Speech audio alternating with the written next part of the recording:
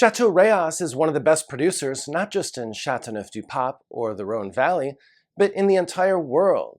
So in this video, I'm going to provide an overview of this world-class producer. I'll discuss its rich history, as well as all the different wines that it produces, which include a second wine and a white wine. After that, I'm going to discuss a recent 7 vintage vertical tasting that we did of Chateau Rayas that included some top vintages from 1999 through 2008, and I'm going to identify 6 takeaways for wine collectors from that tasting. Back in 1880, Albert Reynaud lost his hearing and had to shut down his notary public business. He instead founded Chateau Rayas and began making wine in Chateauneuf-du-Pape. The Reynaud family continues to own and operate Chateau Rayas to this day. Emmanuel Reynaud is the current owner and operator, and Emmanuel took over for his uncle Jacques back in 1997. There was a bit of a learning curve, and Rayas was a bit substandard from 1998 until 2004, but since 2005, it's been firing on all cylinders. Rayas is one of the most coveted wines, not just in Chateauneuf-du-Pape, but in all of the wine world. It makes some absolutely stunning wines, and wines that unfortunately have gotten pretty high up there in terms of price. Nevertheless, these are world-class wines, and wines that you'll definitely want to have on your bucket list if you haven't tried them yet. As with most world-class wines, it's the Rayas vineyards that play a large role in its success. The Rayas vineyards are only 12 hectares in size. 10 hectares are used to produce red wines, and 2 hectares are used to produce their white wine. The Rayas vineyards are notable for 3 reasons, however. First, the soils are very poor and sandy. Second, the vineyard's surrounded by a forest with tall trees. And third, the vineyards have northeast exposure. These factors combine to result in a bit of a cooler microclimate for the Rayas vineyards than is experienced generally throughout the Chateauneuf-du-Pape region, which has gotten extremely warm lately. As a result, these cooler temperatures result in wines that are a little bit more silky and elegant, certainly than most Chateauneuf-du-Pape, and also which has a little bit more acidity and freshness than most Chateauneuf-du-Pape. One of the reasons that Rayas is so difficult to locate is because they only produce about 12 to 1,500 cases per year of their flagship red wine. The flagship red wine is 100% Grenache, and whenever I'm asked to describe Chateau Rayas, I always describe it as a high-end Grand Cru Burgundy, but with a little bit more spice and a little bite to it.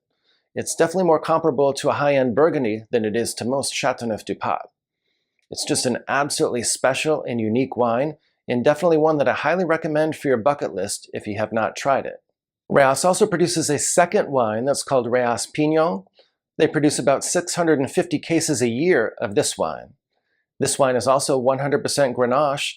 It comes mostly from either the younger vines or the vines that are located on the northernmost portion of the vineyard. Unfortunately, this wine has also crept up in price and is quite expensive now, but it's definitely more affordable and less expensive than the top wine. Rayas also produces a white wine, and they produce about 425 cases per year of that wine. This white wine is a blend of Clairette and Grenache Blanc. This is definitely one that I recommend trying if you're able to locate it. For those who want to experience a little taste of Rayas without spending a fortune, I highly recommend the Chateau d'Etou wines. Chateau d'Etou is a sister property that's owned by the Reynaud family, and while they don't make Chateauneuf-du-Pape, they do make Southern Rhone wines that are exceptional in quality and relative bargains compared to the other Rayas wines. You can typically get the Chateau d'Etou red wines, for example, for around $100 to $150, and so definitely keep an eye out for those as well. With that by way of background, I'm ready to discuss my recent 7 vintage vertical tasting of Rayas, as well as my 6 takeaways for wine collectors. First, a little bit of background information regarding the tasting. There were 8 tasters who participated, and we each contributed a pro rata share of the money necessary to acquire these bottles. This is an excellent way for you to be able to try top vintages from outstanding producers without having to pay full freight yourself.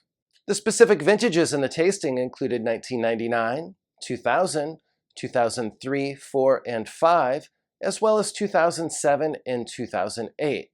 We did not decant these wines. Rather, every taster just had 7 glasses in front of them, and we just poured the wines out and enjoyed them and observed them over the course of several hours. The first takeaway for wine collectors is that all of these bottles were sound. There were no flaws, and all 7 of them showed well. That's critical because, especially given current pricing levels for Rayas, you definitely don't want to have any flawed bottles. My very first experience with Rayas was a bottle that was underperforming and had a little bit of bottle variation, although there were no noticeable flaws detected. And so it's always a relief when these expensive bottles show well and don't have any flaws. The next observation for the Rayas vertical tasting relates to the time period from 1998 through 2004. While many consider this to be a somewhat substandard period for Rayas, I think that has more to do with the fact that the vintages from 1997 and earlier may have been even stronger. It does not mean that you need to ignore the vintages from 1998 through 2004. Indeed, I was a bit surprised that 2 of those vintages finished in my top 3 and showed extremely well in this tasting. Specifically, the 1999 was absolutely phenomenal in showing extremely well. As soon as I nosed it, I knew that that was a potential frontrunner for Wine of the Night. While it ultimately finished second, it was still an extremely impressive wine, and definitely one I would not hesitate to seek out if you get an opportunity to buy this one. In addition, the 2003 also had a strong showing, and I had that wine as my number 3 out of the 7 in this outstanding lineup. I also had a chance to try the 2003 earlier that week on its own, and it was definitely extremely impressive that night and showed consistently both times. If you're interested in wine recommendations, wine collecting strategies, and learning more about wine, please do subscribe to my channel. I've been collecting wine for more than 15 years and also have a level 4 diploma from the WSET. So I have both formal certification as well as substantial practical knowledge from the School of Hard Knocks. While I'm generally a big fan of aerating wines, it was definitely a smart decision not to aerate the Rayas wines in this lineup, but rather to just pour them and see how they evolved over the course of the evening. This is so because not all of these wines benefited from the additional airtime. The 2000 Rayas, for example, was extremely bright, vibrant, and enjoyable when it was first poured, but after about 45 minutes, some of that fresh, bright fruit faded away, and it lost a bit of its charm. The same could be said for the 2004, which definitely showed its best at the outset and lost a little bit of its steam as the night wore on. So definitely, if you're going to be enjoying Rayas, I would just plan to observe the wine over the course of the evening and don't just pour it and come back after an hour or 2 and expect it to be at its peak. My next takeaway for wine collectors relates to the 2005 Rayas. I've had this wine a number of times in the past, and it's always been a phenomenal wine. In fact, in some years, it's finished in my top 5 of my year-end top 25 wines of the year. So going into the tasting, I fully expected the 2005 Rayas to be near the top. As it turned out, however, it finished 4th out of 7, so right in the middle. And in fact, one thing that I noticed from this tasting is that by themselves, any of these wines, probably even the wines that finished near the bottom, would most likely be Wine of the Night, or perhaps even in your favorite wines of the entire year if you only tried one of them. But when you taste them all together as a group, side by side, the cream definitely rises to the top and you're able to more readily identify the standouts. My next takeaway from the Rayas tasting relates to the 2008 Rayas. This was not a particularly highly acclaimed vintage of Rayas. Wine Spectator, for example, gave it a 92, and Robert Parker gave it a 93, so I wasn't expecting a whole lot going into the tasting from the 2008 Rayas.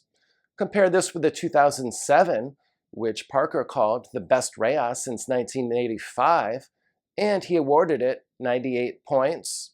Tanzer also gave it a 97, so certainly 2007 was much more highly acclaimed, and between those two, I definitely expected the 2007 to show much better than the 2008.